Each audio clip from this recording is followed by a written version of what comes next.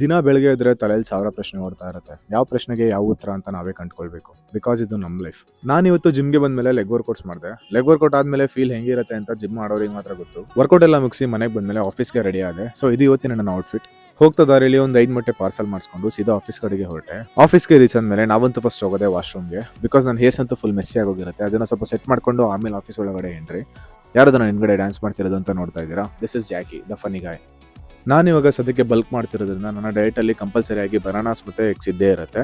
ನೀವೇನಾದರೂ ದಪ್ಪ ಆಗಬೇಕು ಅಂತ ಅನ್ಕೋತಾ ಇದ್ರೆ ನೀವು ಕೂಡ ನಿಮ್ಮ ಡಯಟಲ್ಲಿ ಎಗ್ಸ್ ಮತ್ತು ಬನಾನಾಸ್ನ ಆ್ಯಡ್ ಮಾಡ್ಕೊಳ್ಳಿ. ವೇಟ್ ಗೈನ್ ಮಾಡೋದಕ್ಕೆ ತುಂಬಾ ಹೆಲ್ಪ್ ಮಾಡುತ್ತೆ. ಇವನ್ ಬೈದಿದ್ದು ಇವಳಿಗೆ. ಇಲ್ಲಿ ಫೋನಲ್ಲಿ ಮಾತಾಡ್ತಾ ಇದ್ದಾಳಲ್ಲ ಇವಳಿಗೆ, ಇವಳ ಹೆಸರು ಕ್ಲಾರಿಟಿ ಅಂತ. ಇವಳ ಬಗ್ಗೆ ನೆಕ್ಸ್ಟ್ ರೀಲಲ್ಲಿ ಹೇಳ್ತೀನಿ.